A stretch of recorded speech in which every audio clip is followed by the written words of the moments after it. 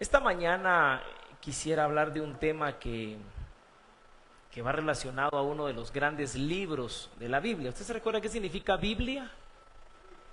¿Qué significa Biblia? Los libros, ¿verdad? Es un nombre singular que tiene un significado en plural. Los libros. Y los libros es porque es un compendio de libros que está desarrollada desde el libro del Génesis y finaliza hasta el libro de la Revelación, el Apocalipsis, ¿verdad? ¿Cuántos libros tiene la Biblia? A ver, hermano, en total, ¿70 y cuántos? Nuestro canon tiene 66 libros y de esos 66 se dividen en dos. ¿Cuántos libros tiene el Nuevo Testamento? A ver, Alejandrito, que te veo tan activo. ¿Cuántos libros tiene el Antiguo Testamento?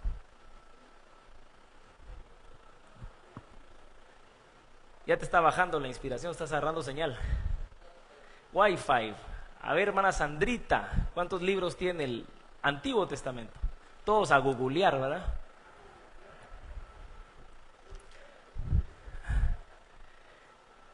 ¿Tiene cuántos? ¿30 y cuántos? 39 libros. ¿Y cuántos tiene el Nuevo Testamento, mis hermanos? A ver, Dios santo, cuánta gente y no sé a quién preguntarle. A ver, Laija, ¿cuántos libros tiene el Nuevo Testamento?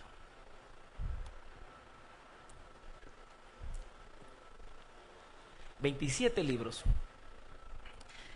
Ahora si ustedes suman, ¿verdad? 39 más 27, ¿cuánto da? 66. Mire, hermano, son cosas tan elementales para un creyente que no saber cómo está compuesta la Biblia es algo vergonzoso. Porque estamos tan acostumbrados a tantas cosas, ¿verdad? Vamos a la escuela, vamos a la universidad, aprendemos cosas que después se nos olvidan o que quizá ni son útiles para la vida. Pero la palabra del Señor, y Pablo aconsejaba a Timoteo y le dice, prepárate en la piedad, porque eso aprovecha para todo. Y es una reflexión, hermano, para que nosotros nos definamos en qué es lo que creemos. La Biblia es el libro por naturaleza, el libro de Dios. Y si yo no sé, no lo conozco, o me interesa poco, hermano, no sé cómo nos está yendo en la vida. Pero la palabra de Dios es tan importante para la vida del hombre porque es a través de ella que encontramos las soluciones más sencillas como las más complejas. Y cuando yo entiendo que la Biblia es un compendio de libros, es una biblioteca, yo tengo una rica colección en donde yo puedo aprender. Ahora, estos 66 libros tienen también divisiones. La palabra se divide en cuántas partes, aparte del Nuevo y Antiguo Testamento. A ver, mis hermanos, el Nuevo Testamento se divide en 4 grandes partes, ¿verdad? El primero es el Pentateuco, los primeros 5 libros de la Biblia. Los siguientes son 12 libros, que son los libros históricos. Después tenemos los libros poéticos o de sabiduría, que son otros 5 libros. Y luego tenemos por ahí, cerquita, 5 libros más, los profetas mayores. Y terminamos con otros 12 libros que son los profetas menores. Eso es en el Antiguo Testamento. Y el Nuevo Testamento es más fácil, se divide otra vez en 4 partes. En este sentido tenemos los evangelios, las cartas paulinas, las cartas generales y tenemos el libro de los hechos, la revelación de Juan. Hermano, eso es importante porque nosotros tenemos que conocer de qué está compuesta la Biblia. Ahora, del libro que le voy a hablar el día de hoy o que vamos a empezar a estudiar en estos próximos domingos, es un libro que está considerado como un libro de sapiencia, sapiensal, y también está incluido dentro de los libros poéticos. Hablo nada más y nada menos que el libro de los Salmos. El libro de los Salmos, que es un libro que Martín Lutero consideraba como la mini Biblia o la microbiblia, porque en ella en ella contiene prácticamente todo lo que uno necesita saber en cuanto al carácter de Dios y a la conducta del ser humano. Así que el día de hoy he decidido ponerle al tema bienaventurados, porque cuando empezamos a leer el libro de los Salmos encontramos dos grupos, nada más, solo dos grupos de personas, o dos tipos de persona: el sabio y el necio, el bueno, entre comillas, y el malo. ¿Dónde nos ubicamos nosotros?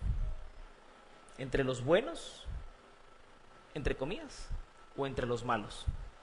¿Entre los sabios o entre los necios? Salomón le llamaba de otra manera, y a esto les llamaban los incautos o insensatos. En griego es un insulto decir insensato. Para los filósofos, un insensato era alguien que no merecía la pena escuchar. Y muchas veces somos insensatos en cuanto al conocimiento de la palabra de Dios, y nos conformamos con el simple hecho de ser salvos, que ahí terminó para nosotros la historia, y qué bueno.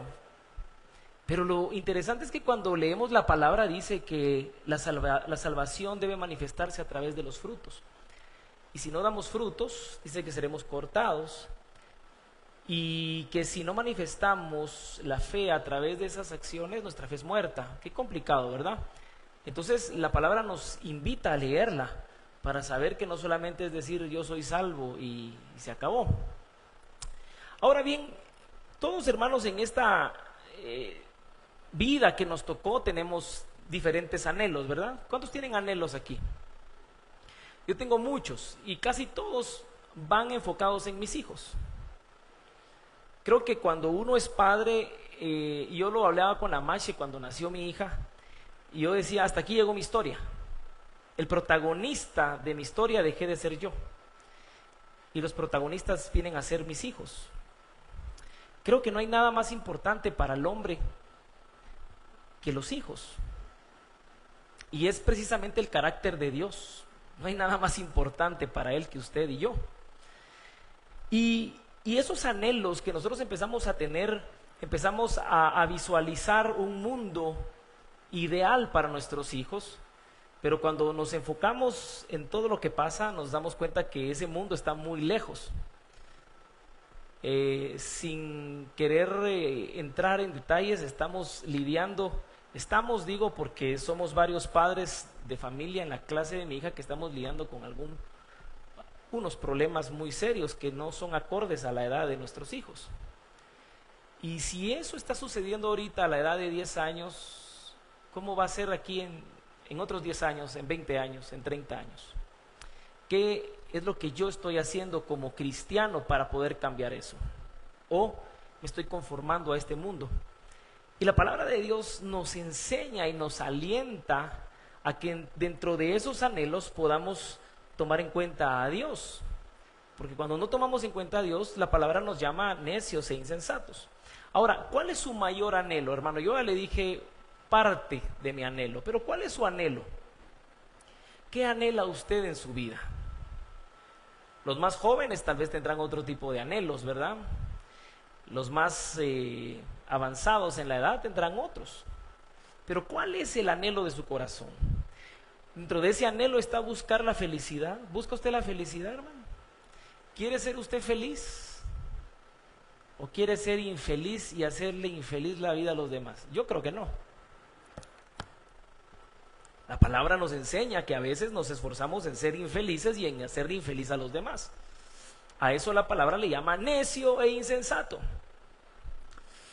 Ahora le pregunto, hermano, ¿qué lo hace feliz a usted? ¿Qué lo hace feliz? ¿Hay algo en su vida que lo haga feliz? Que mi marido se vaya de viaje, dicen algunas hermanas. ¿Ah? Que los hijos se vayan de vacaciones un tiempo. Que mi mamá se le vaya la voz por una semana. ¿Ah? Es un ejemplo, no es que de la abundancia de mi corazón hable mi boca. ¿Qué es lo que nos hace feliz? ¿Es algo material lo que lo hace feliz a usted? El deseo de tener algún bien, algo material. ¿Qué es lo que lo hace feliz a usted? Tener a Cristo en su corazón. ¿Cuál es su estado pleno, hermano? ¿Ha estado usted alguna vez pleno? ¿Sabe qué es estar pleno? Es estar en lo más alto de la cima, ¿verdad? Poder contemplar el paisaje, sentir el aire, el frío y no necesitar nada. Eso es un estado de plenitud. ¿Ha estado usted alguna vez así? ¿Ha experimentado usted algún momento de plenitud? Yo he experimentado algunas veces algo de plenitud. Luego me acuerdo de todo lo que tengo que hacer, lo que tengo y lo que me falta y se me pasa, dijo la rana. Pero hermano, todos tenemos un estado de plenitud al que queremos llegar. Y en ese estado de plenitud no podemos dejar fuera el futuro, ¿verdad? Todos pensamos en el futuro. ¿Qué es lo que nosotros vemos en el futuro? ¿Vemos esperanza o el futuro le atemoriza?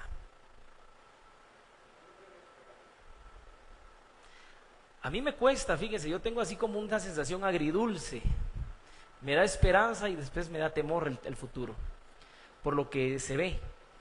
Pero todo esto, hermano, es parte de nuestra vida, de lo que nos lleva a ser las personas que somos. Y el ser humano, cuando vive con todos estos aspectos, puede llegar a vivir bienaventurado o puede llegar a vivir desdichado. Y los salmos, precisamente, cuando hablamos de los salmos, nos alientan a buscar esa bienaventuranza. El capítulo 1, que es donde vamos a estar el día de hoy, nos habla sobre esto. Pero quiero hablarle un poco acerca de los salmos. Salterio, ¿qué es salterio? A ver, alguien que me diga. A ver, Marito, ¿qué es salterio? Para vos, ¿qué es salterio?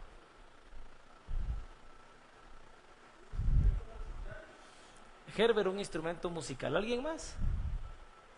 A ver, la hija. Segunda oportunidad. Un instrumento, muy bien, correcto. Betío, también un instrumento. ¿Alguien más que diga un instrumento? Todos, sí, es un instrumento. Ni lo hemos visto, pero es un instrumento. Esa camioneta va de full, a esa me subo, dijo el hermano. Bueno, si le preguntamos a Julito, yo estoy seguro que Julito me va a decir, es un grupo de personas saltando, ¿verdad? Como dicen por ahí, un muerterío, un salterío, gente que está ahí brincando. Es un mal chiste. Fíjese, pues, salterio es una colección de himnos y también es un instrumento musical que se utilizaba, un instrumento de cuerda. Por eso es que dice, con salterio y danzas cantan alabanza, ¿verdad? Era un instrumento que se utilizaba en la antigüedad. Pero también el salterio es un conjunto de himnos que exaltan y alaban el nombre del Señor. Ahí está. Gracias, Paulino. Ahora ya saben lo que es un salterio, ¿verdad? Bueno, el salterio, hermano, es a lo que el salmista le llama el libro de los salmos. Es un conjunto de himnos que exaltan al Señor, pero no solamente son himnos. Los salmos es un conjunto de 150 oraciones que podemos hacerle al Señor. Un predicador que me gusta escuchar decía, si los discípulos hubieran leído correctamente el libro de los salmos, no hubieran preguntado y le hubieran dicho al Señor, Señor, enséñanos a orar. Basta ir al libro de los salmos para aprender a orar. Encontramos el corazón de un hombre necesitado que buscaba la sabiduría de Dios para poder buscar la bienaventuranza. Ahora, los salmos muestran la limitación humana y muestran la magnitud del poder de Dios. Esos son los salmos. Los salmos expresan la necesidad de amar y de ser amado. Los salmos, aunque no todos son una expresión meramente de alabanza, fueron inspirados en su mayoría por el rey David. Los salmos pertenecen a la colección de libros más importantes de la historia humana. ¿Cuál es esa colección de libros más importante para el hombre? Lo dije al principio, la Biblia. Su clasificación está dentro de la literatura poética y de la sabiduría, se lo había comentado, es el segundo libro de los 5 libros llamados poéticos o sapiensales. Ahora bien, el canon alejandrino tiene 2 libros más, sabiduría y eclesiástico, es decir, la Biblia católica usted va a encontrar 2 libros más, que no alteran en lo absoluto la esencia de la palabra de Dios. Ahora, el Salmo 1, hermano, es atribuido a David, tanto en la tradición cristiana como en la tradición judía. El libro de David, el primer libro de los Salmos nos da una pauta de cómo el Señor presenta al ser humano que a Él le agrada. Y manifiesta también el deseo de su corazón de bendecir al hombre que se esfuerza en agradarlo a Él. Y termina este pequeño capítulo dando también la recompensa al hombre que Dios agrada y dándole su merecido al hombre que no agrada a Dios. Hace una separación entre el sabio y el necio, entre el malo y el bueno, como se lo dije al principio. Reconoce las virtudes de Dios en favor de uno y en castigo de otro. El Salmo 1 es aplicable 100% a nuestra vida, marcando diferencias y similitudes con las experiencias del autor y nosotros, entre su contexto y el nuestro. Y por eso le decía al principio y hablaba de todas estas situaciones que se dan a nuestro alrededor, nuestros anhelos, nuestros deseos, lo que nos hace feliz, las cosas que nos vuelven plenos, porque todo esto tiene que ver con esa bienaventuranza. Ahora quiero que vayamos al capítulo número 1 de los Salmos. El Salmo 1 es una breve composición de 6 versículos que inicia describiendo la bendición de Dios sobre el hombre. Y dice así, ¿lo leemos, le parece?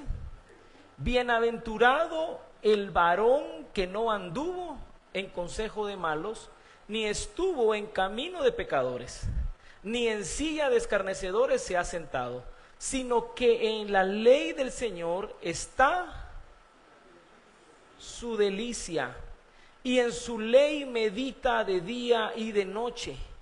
Versículo 3, será como árbol plantado junto a corriente de aguas, que da su fruto a su tiempo, y su hoja no cae, y todo lo que hace prospera. ¿Cuántas veces ha leído usted este salmo? Muchas veces.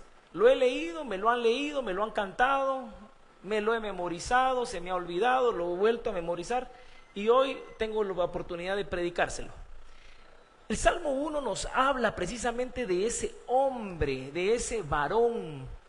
No me refiero solamente al género como tal, sino a la máxima creación de Dios que somos nosotros, que tiene la oportunidad de tomar 2 decisiones, la buena o la mala.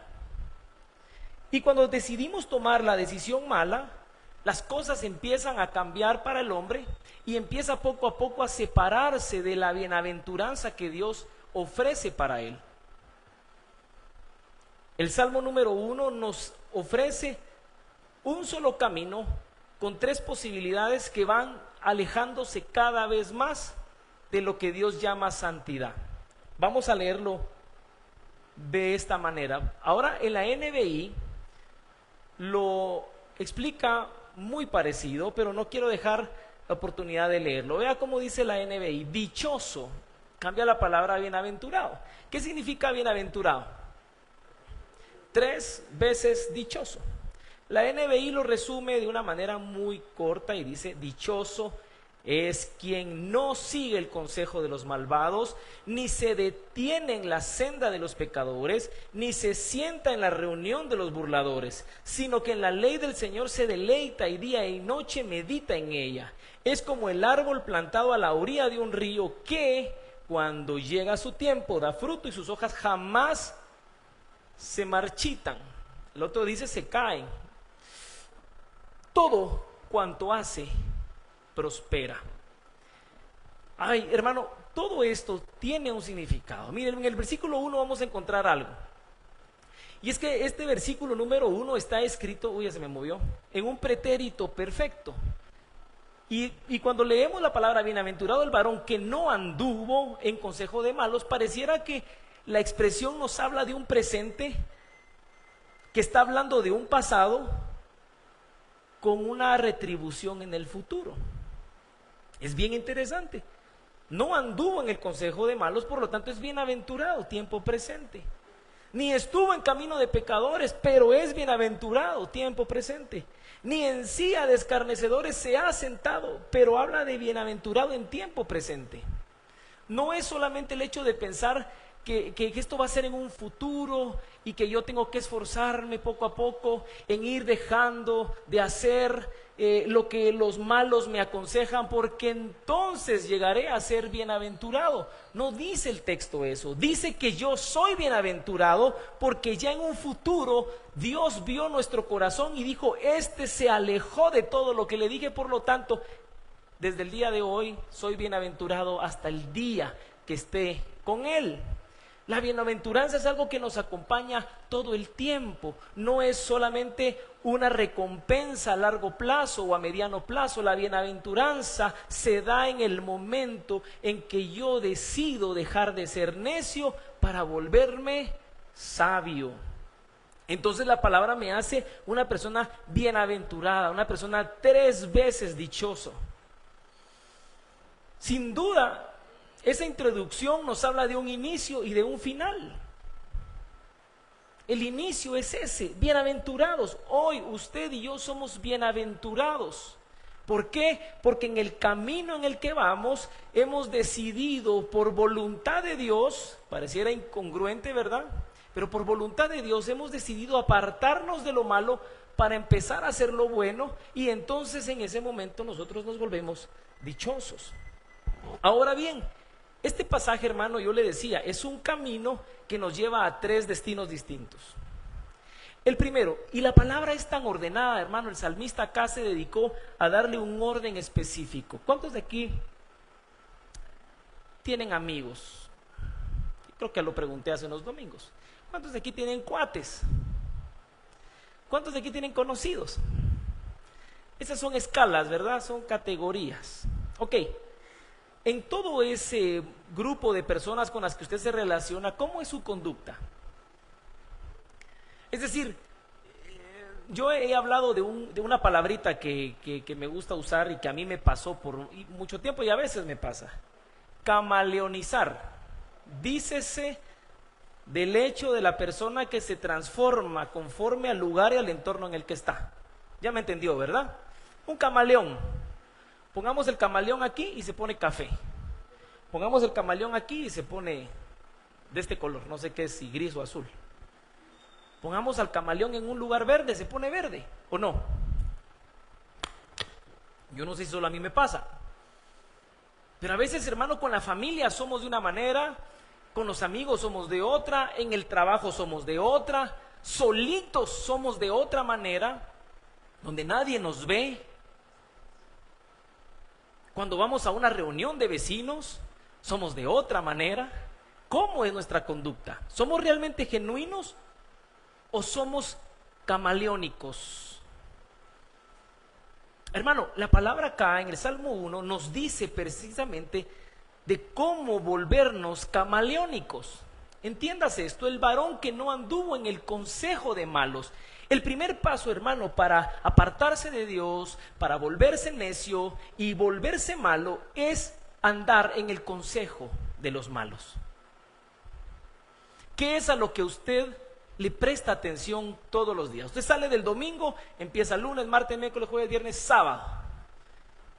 ¿A qué le presta usted atención en el día? ¿Cuál es el consejo que usted sigue? ¿Tiene usted la oportunidad de hacer el bien perdonando a alguien y no perdona porque en su corazón hay rencilla, hay enojo, hay cólera? ¿Tiene usted la oportunidad de salir y hacer el bien para alguien que lo necesita y en su corazón hay apatía, hay pereza? Alguien necesita de usted y usted lo que hace es apagar el teléfono, desconectar el timbre, ahorita no me molesten. ¿O es usted de los que está atentos a la voz de Dios que le dice, alguien te llama porque tiene necesidad tuya? ¿De qué se está rodeando usted? ¿Cuál es el consejo que usted recibe semanalmente? En los negocios. Hermano, Guatemala es la cuna de la corrupción. Y no me refiero al gobierno. Me refiero, en cualquier momento tenemos oportunidad de hacer corrupción, transando cualquier cosa que tengamos a la mano. En la empresa, vemos cómo hacemos para quitarle los centavitos a la gente y no pagarle lo que es de ellos. ¿Es eso correcto? ¿Es eso andar en el camino de la sabiduría o es prestar consejo de malos? Pues andar en el consejo de malos ahora me hace ir por el camino de pecadores, que es la segunda parte que menciona este texto.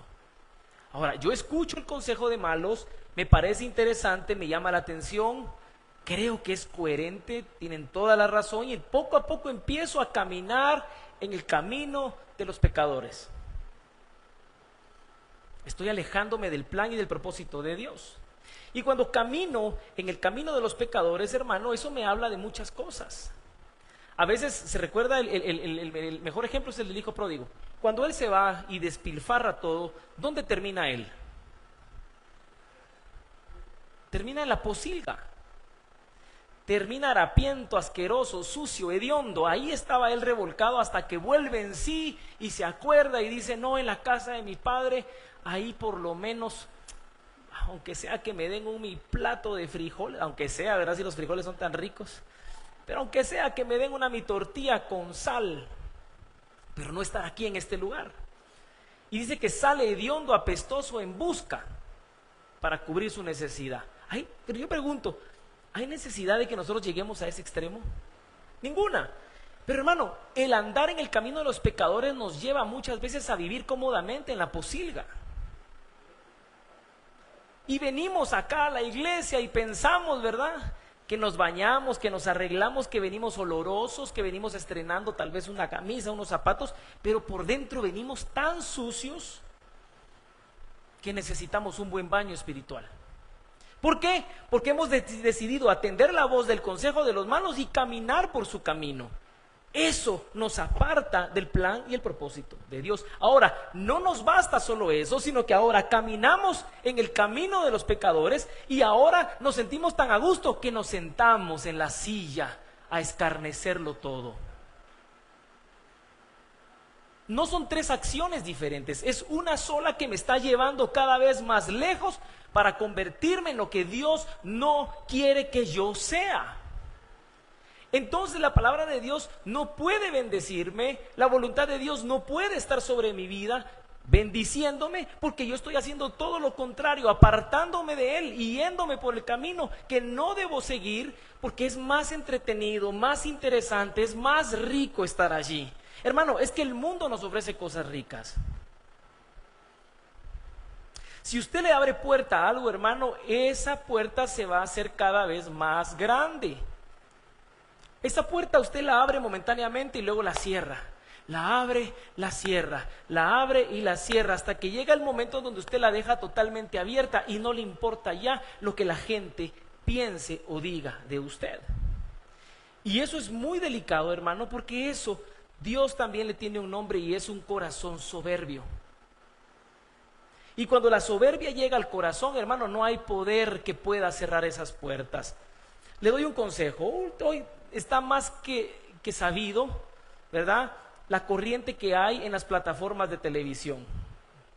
Es una agenda progresista totalmente abierta y descarada. Netflix es el portavoz del progresismo.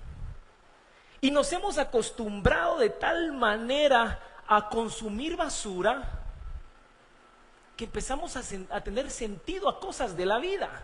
Es que a mí me ha pasado tal cosa. Es que yo lo he experimentado de tal otra.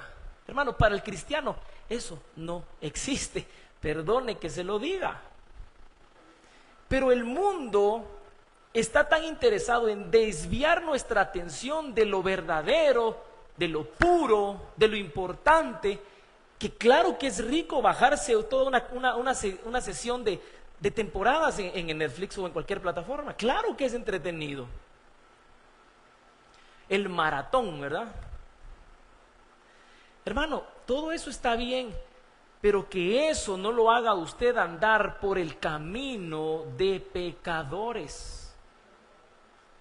Si a usted no le espanta ver homosexualismo, no le choca, no cambia la serie, sino que dice es parte de, hermano, déjeme decirle, usted está en un camino muy equivocado.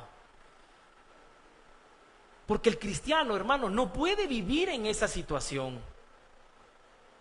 Ay, estamos regresando al legalismo. No.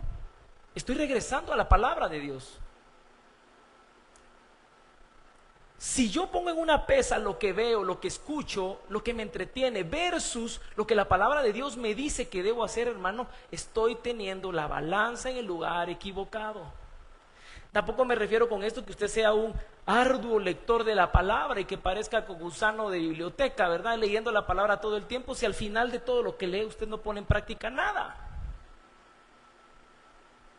Pero hermano, todo lo que estamos consumiendo hoy en día en redes sociales, en las plataformas, hermano, eso nos está acercando a Dios.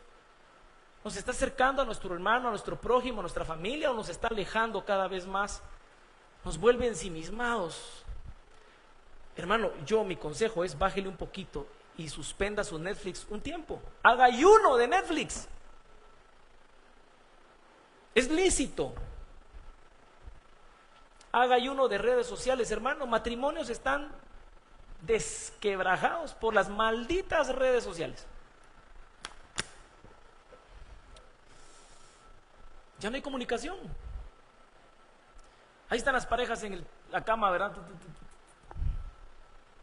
Hermano, a nosotros nos pasó. Yo no le voy a hablar cosas que yo no he vivido.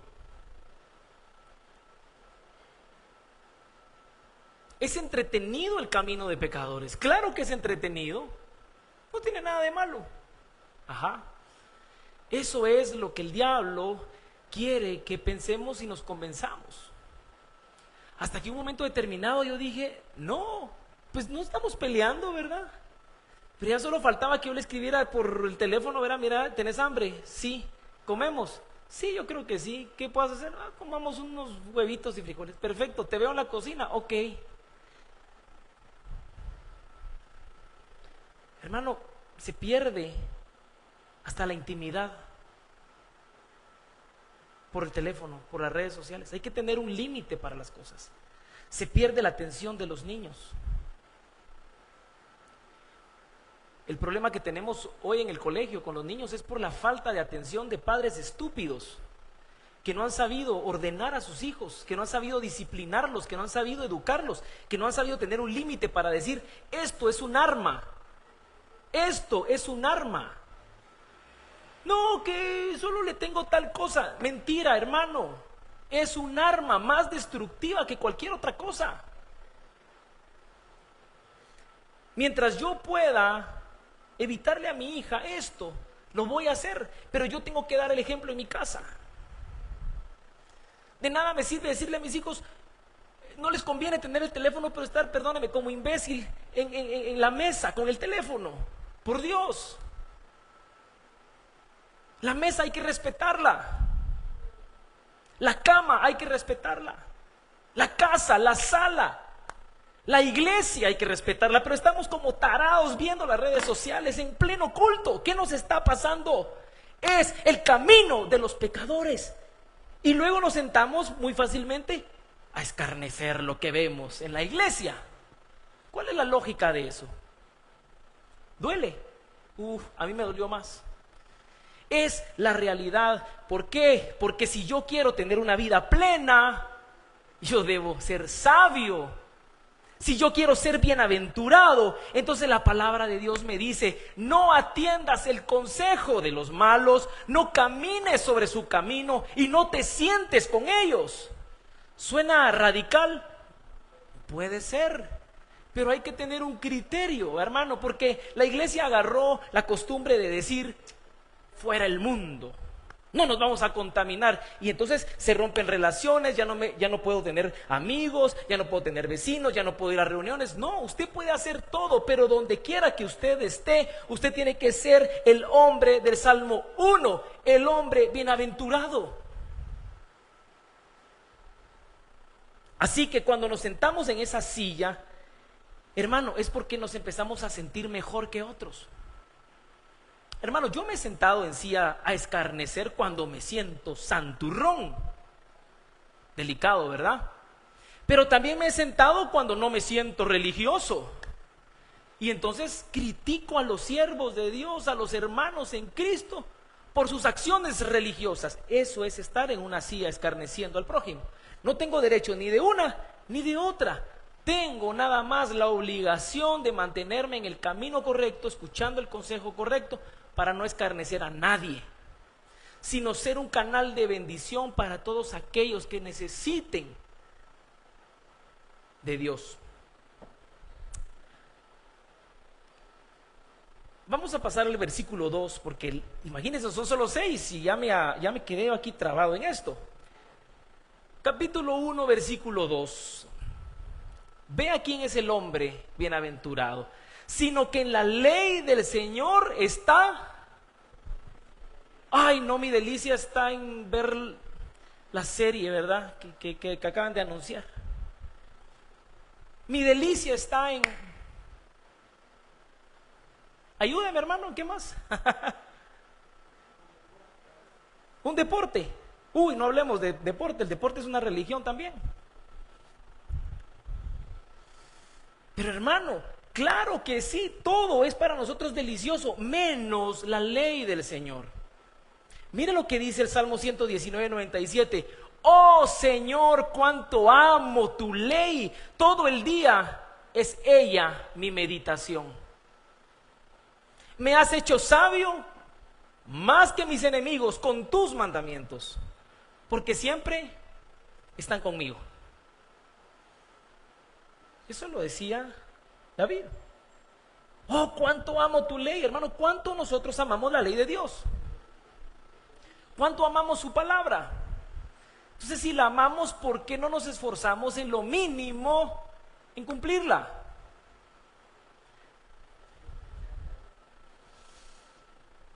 Hermano, el tema de meditar en la ley de Dios no es el hecho de estar metido en un cuarto leyendo y leyendo y leyendo. No se trata de eso. La meditación tiene que ver en entender el mensaje, digerirlo y ponerlo en práctica. Eso es meditarlo. ¿Por qué razón? Porque la palabra de Dios nos manda que no seamos como simples oidores, sino que todo aquello que oímos lo llevemos a la práctica, porque así es como agradamos al Padre. Eso lo dice Santiago. Ahora, mire lo que dice, por ejemplo, Josué, capítulo 1, del 8 al 9. Ese es el consejo que vemos en el Antiguo Testamento. Nunca, nunca, pero nunca se apartará de tu boca este libro de la ley, sino que de día y de noche meditarás en él, para que guardes y hagas conforme a todo lo que en él está escrito, porque entonces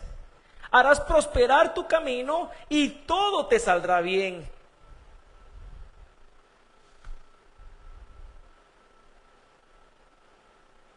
¿Será un efecto celestial lo que va a suceder con nosotros, porque Dios es bueno y todo se nos va a componer, porque así dice su palabra, que porque lea la Biblia y la medite, Dios me hará prosperar? ¿Será que eso es lo que dice? No, dice el versículo 9, por eso mira que te mando a que te esfuerces y seas valiente, no temas ni desmayes, porque yo el Señor estaré contigo a donde quiera que vayas. Ahí está la promesa. Pero tiene que ver con que yo salga de mi comodidad, donde yo salga de todo lo que me parece a mí delicioso, y empezar a atender la voz de Dios para hacer como dijo el salmista: oh, cuánto amo tu ley. Nos toca amar la palabra de Dios, hermano. Por eso hoy el ejercicio tan sencillo como preguntarle cuántos libros tiene la Biblia, cómo se divide el Nuevo Testamento, son cosas que tienen que ver con un libro al que yo supuestamente amo, pero no lo amo, porque no es mi prioridad. Así que hoy nuestro deber como creyentes es tomar nuestra Biblia y darle el lugar que le corresponde dentro de nuestro corazón, con un pasaje que usted semanalmente lea y se aprenda y medite en él, su vida va a empezar a ser diferente, no de otra manera. El evangelio no es una cábala, el evangelio no es una tómbola, ¿verdad? Ya se me vienen los coritos esos. Hermano, la Biblia no es así. No es por suertes. No es un amuleto al que podamos decir, ¿verdad? Como pasa en algunas casas que ponen la Biblia abierta en Salmo 91. Hasta el Salmo 91 tiene una gran condición, hermano. Y la gente no ve las condiciones que tienen las promesas de Dios. La gente quiere la promesa, pero no quiere la condición. Pero si yo, usted, nosotros hacemos el ejercicio hoy de escoger un pequeño pasaje, uno, y agarrarlo toda la semana, a meditarlo y a empezar a ponerlo por obra, hermano, la palabra no miente y usted va a empezar a tener cambios en su vida. Queremos que todo se nos arregle en el trabajo, en la oficina, en los estudios, con la pareja, con lo que sea. Y la palabra de Dios, hermano, ahí está. Pero no es importante.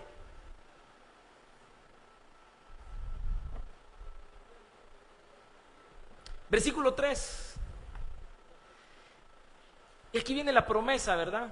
Qué rico es el leer esto, pero no nos gusta el tema del camino de los pecadores y que el hermano dijo que tengo que dejar de ver Netflix. No dije eso. Aclaro, vea lo que usted quiera, así como dije el otro día el ejemplo de la cerveza que ya me decapitaban. Usted haga lo que usted quiera, pero hágalo consciente de que todo lo que usted hace, Dios lo está viendo. Como dijo Pablo, ¿verdad? Todo le es lícito, pero no todo le conviene, por lo tanto use su sentido común y diga, no, yo no puedo hacer tal o cual cosa. Las promesas de Dios son tan lindas, hermano, que yo me deleito cuando las veo en mi vida. Y me cuesta verlas. Y así al tiempo me cayó el 20 y me doy cuenta, esto es una promesa de Dios. ¿Por qué lo hace? Porque Él es bueno. Dice entonces, será como árbol plantado. ¿Quién será como árbol plantado, hermano? El que medita en la ley de día y de noche. Será como árbol plantado, ¿dónde? Junto a corriente de aguas, que da su fruto a su tiempo, y su hoja no cae, y todo lo que hace prospera. ¿Cuántos quieren esa promesa en su vida? Claro que la queremos. Recibo, hermano. Claro que la queremos. Pero ya vio lo que hay que hacer previamente. Hay que evitar y luego de perseverar. Evitar el camino, evitar el consejo, evitar la silla y ahora permanecer en su ley, meditar y hacer día y noche. Y entonces seré como árbol plantado. Ahora, ¿el árbol nace por voluntad propia o por voluntad de Dios? Por voluntad de Dios, por lo tanto es Él el que nos planta en un lugar seguro. Ahora, yo quiero hablarle de algo, hermano. Ahí me puse a investigar un poquito y dije, ¿cuál es el árbol que se mantiene verde y fuerte junto a corrientes de agua? Encontré varias especies y en su gran mayoría son arbustos, no son árboles. Pero me recordé que en diciembre el Señor nos regaló un viaje con mi familia y fuimos a California y teníamos todo el deseo dentro de los planes de visitar un parque que se llama Sequoia Park. Son los árboles más grandes del mundo. Y por la situación de Macherí, por el tema del embarazo, había que manejar 6 horas, había que quedarse a dormir en un lugar y luego regresar y dijimos, no conviene, lo suspendemos. Pero volveré, dijo MacArthur, ¿verdad? Y nos encantaría regresar para ir a ese lugar. Y me fui a buscar un poco acerca de las secuoyas. En ese lugar hay un árbol que es el más famoso, se llama el General Sherman. Es el árbol más grande, 84 metros. Por eso es tan visitado ese lugar. 84 metros y la Estatua de la Libertad tiene 92 o 93 metros. Calcule usted el tamaño de ese árbol. El tronco es del ancho de mi casa, para que se dé cuenta los que conocen mi casa. De ese diámetro es el tronco. Y tiene nada más y nada menos que 2500 años de existencia. ¿Y sabe qué es lo interesante? Que su hoja nunca seca. Su hoja se mantiene verde en invierno, en verano, en otoño, siempre. El árbol no bota, cambia sus hojas, pero no pierde ni su tamaño, ni su fuerza. Ahora, ¿cómo hacen estos grandes árboles? Y me fui a investigar, hermano, en toda esta parte del norte de California hay corrientes de aguas subterráneas. Y son las raíces, imagínense el calibre de la raíz de esos árboles, que buscan la corriente de agua y suministran a todo el tronco para llevarle a las hojas que están hasta arriba y mantenerlas verdes todo el tiempo, aun cuando hay nieve.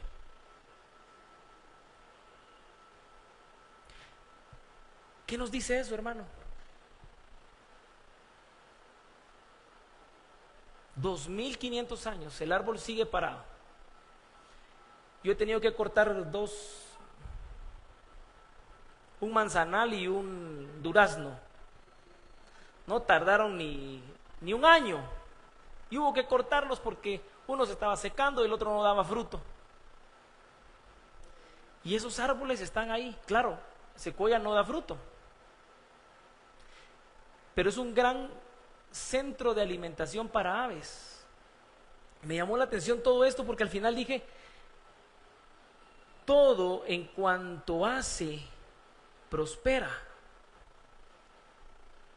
La fuerza que nos da a nosotros el Señor a través de su palabra, a través de su consejo, nos hace cada vez más fuertes, más sabios. La sabiduría no se adquiere, hermano, de la noche a la mañana.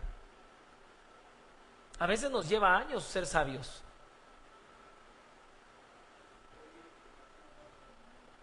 Ahora, hay otra clase de árbol que me llamó la atención y sí da fruto.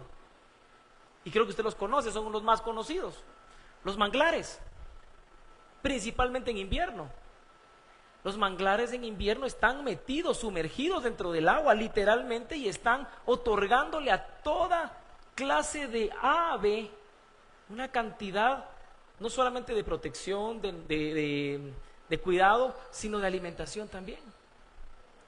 Y todo, mientras está cubierto de agua, está floreando, está verde, y en ese caso las hojas no caen.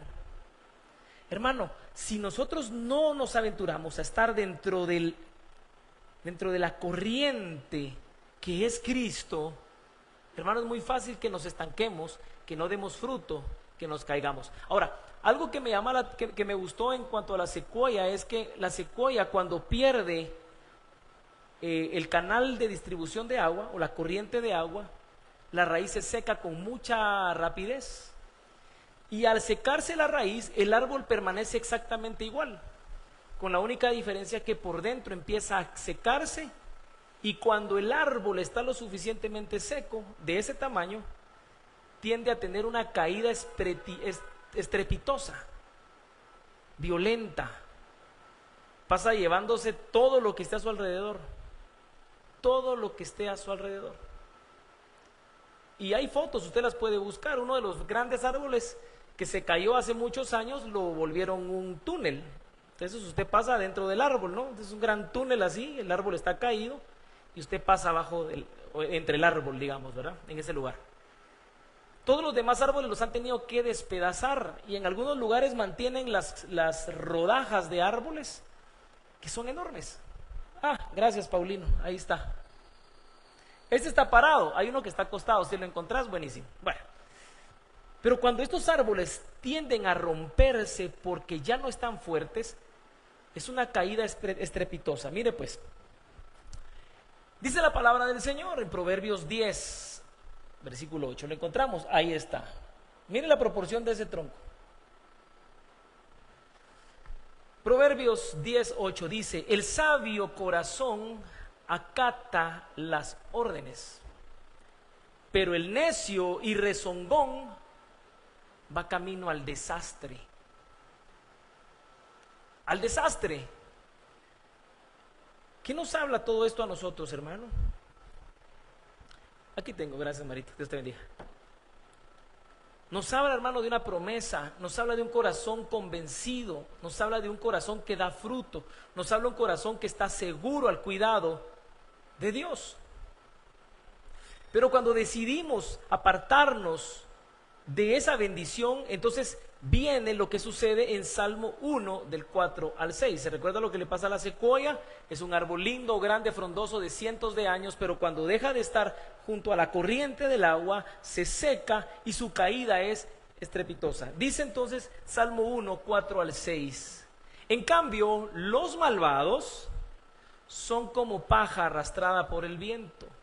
Por eso no se sostendrán los malvados en el juicio, ni los pecadores en la asamblea de los justos. Y el versículo 6 termina con el resumen para los dos grupos, tanto para el sabio como para el necio. Porque el Señor cuida el camino de los justos, mas la senda de los malvados lleva al desastre. La vida del malvado cae estrepitosamente. Hermano, la palabra de Dios es tan linda que dice que sus hijos nunca jamás seremos avergonzados. Pero cuando pasamos vergüenza, hermano, no es porque Dios haya cambiado su palabra o su parecer. Es porque nosotros hemos cambiado nuestro camino. Hemos cambiado nuestro propósito, hemos cambiado nuestro compromiso, hemos cambiado nuestra convicción. De otra manera, hermano, nuestra vida no puede ser una caída estrepitosa. Pero hay acciones que sí se manifiestan de manera estrepitosa, ¿no? Hay personas que les gusta jugar con fuego. Y una de las consecuencias más difíciles, creo yo, de las personas que juegan con ese tipo de juego es esa enfermedad tan terrible como el SIDA, ¿no? Y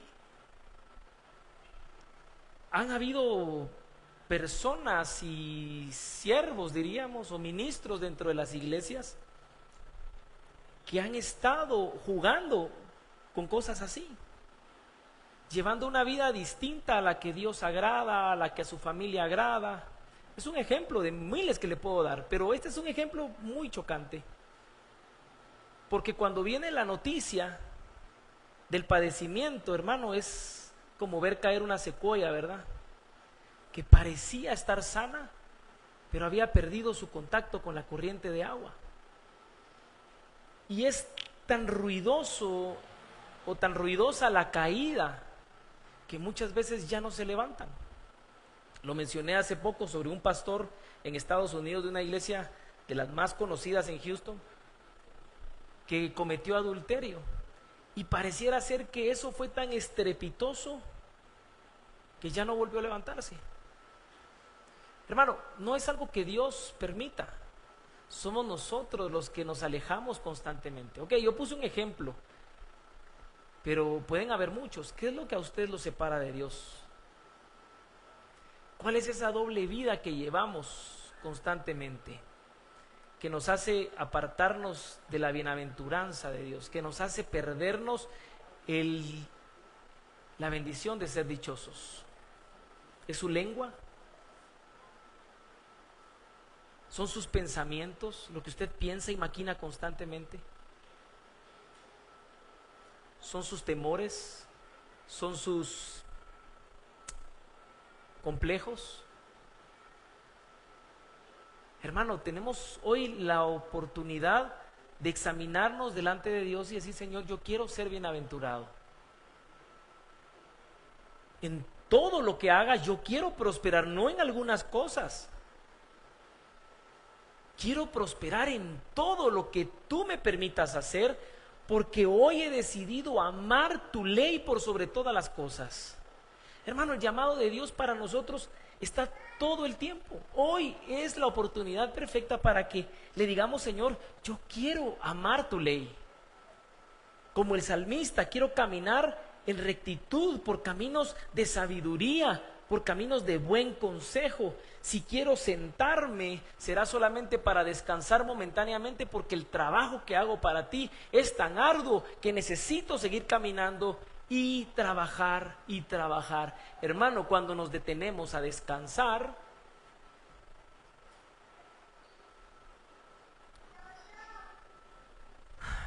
tenemos muchos riesgos: distraernos o desviarnos. En el camino del Señor, lo único que podemos hacer es caminar y caminar y caminar. ¿Sabe por qué? Porque al final dice que Él es el que endereza nuestros pasos. Es Él el que es la lámpara en nuestro camino. Y si Él es nuestra lámpara y Él es nuestro refugio y nuestro sostén, no sé por qué sentarnos si esto todavía falta. No nos cansemos, dice la palabra, de hacer el bien, ¿verdad? Ese es el camino del sabio. Y ser bienaventurados nos va a poder dar la oportunidad de ver a nuestros nietos, y que nuestros nietos nos vean precisamente como una secuoya, ¿verdad? Decir: ¡guau! Así quiero ser yo, así quiero estar yo. Pero a veces anhelamos otro tipo de cosas. Anhelemos eso. Anhelemos ser como ese árbol plantado junto a corrientes de vida eterna. Amén. Voy a invitarlo a que se ponga de pie un momento. Vamos a orar. Y quiero hacer uso de lo que el Señor me da como pastor. Quiero invitarle a todos aquellos que quieran pasar hoy y que hagamos una oración, la podamos hacer aquí. Si usted quiere hoy venir delante de Dios y decir: Señor, hoy quiero dar un paso al frente para decir: hoy quiero amar tu ley, hágalo. Vamos a orar hoy, convenidos como hermanos, como familia.